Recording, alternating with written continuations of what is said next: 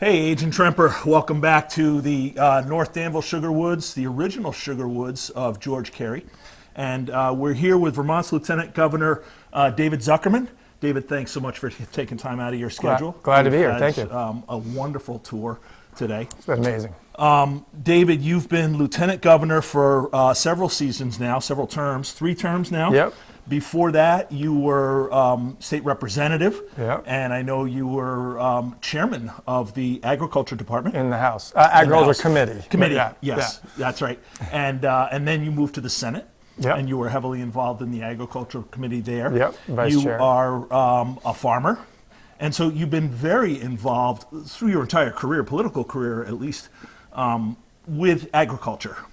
And Vermont has transformed.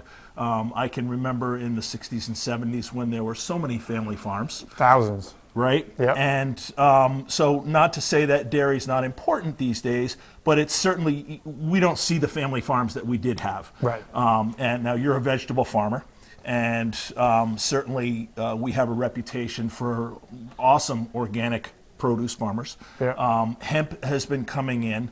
But one of the things that we did, I grew up farming in central New York, and we really made a good portion of our money for the year with our sugaring. Yeah. And prices are pretty strong these days too. Yeah. So. Yeah. And so that was always a part of farming. But tell us what you see going forward for the future of sugaring in Vermont and how it plugs into the rest of our agricultural economy, which we would love to keep strong and grow. Sure. You've touched on a lot there. There's no doubt Vermont in its history, it was a huge wool state for a long time, and then a big transition out of wool when that became international in New Zealand and Australia. Wool, dairy became preeminent for 80 or 100 years, and we're seeing a lot of consolidation of dairy farms. It's still by far the #1 agricultural product, but we've seen a lot more small vegetable farms, small meat farms, local food. And then maple has really been rising back up in the last few years. The number of taps has been really increasing. You've got operations like this one, Cary in Maine, that has worked hard to both carry forward the name of Cary, who was sort of the maple king of Vermont, and even in some respects the world. At a point put St. Johnsbury really on the map.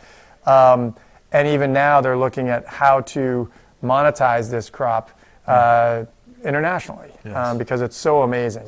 Talking with the owner, he's talked about almost creating it like wine, where the terroir, the soils and the different flavors that come from regions, what the soils are, what the angle of the hillside is to the sun.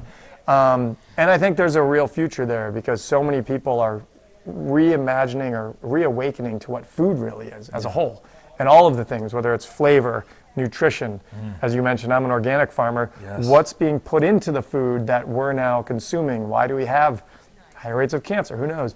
And food is medicine. Food is medicine, and maple syrup is like as unadulterated as it gets. You know, you've got woods out here that, you know, people aren't walking through throwing cigarette butts out with whatever that has on it. It's basically nature at its best. You collect that, you boil it, and you have the product. And I think it's, in Vermont certainly, it's a deep piece of our culture. You know, it's the spring sugaring season is neighbors and communities coming together for the boiling, and historically it was collecting buckets. That's done less now, but also a lot of the sugar houses have events throughout the spring, sugar on snow, maple dogs, and so forth. People are value adding the products, which is making agriculture a more viable opportunity for people. Because it's really tough on the small farms, because agriculture has become so commoditized and so big scale across the country, it's hard to compete as a smaller farm. And so those events have helped. And it's also, of course, a big piece of Vermont with our fall foliage. I mean, the maple tree is probably the most iconic plant to Vermont, not just as the image to the outside world, but the culture and soul of Vermont. And from the community perspective, economically as well, it's a foundation of what Vermont is. Yeah. Well, and you touched on a lot of factors there. The community factor, I think, is huge. And often gets overlooked, I believe. You know, being able to continue to be a rural agricultural based state I think it's important to help develop these markets. And good on David Roth and Cary and Maine. Sure, absolutely. And I want to touch on the community piece more. I think right now, between social media and phones, between being inundated with information all day long, people traveling the world by looking at a screen, we're becoming more and more disconnected. Definitely.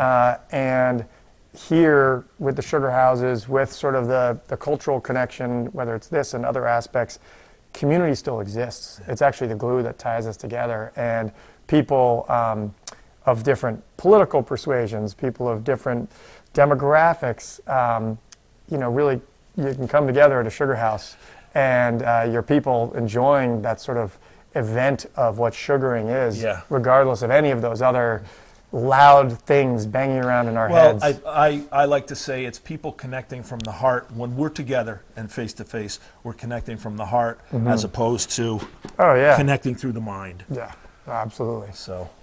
Well, thank you again for all that you do for Vermont, and thank you for taking the time out today. It's an incredible honor and pleasure to serve. It's not always pretty. Thankfully, I feel like here we still have a level of respect for differences that I sadly don't see as much in some places or at the national level. But it's an honor to serve, and I'm glad to be here. Well, I believe Vermont can lead the way in the national level as well. So keep doing what you're doing. Thank you so much. Agent Tremper for American Dream TV, thanks for watching. Let's go sample some of that Cary and Maine syrup. Oh, it's good, isn't it?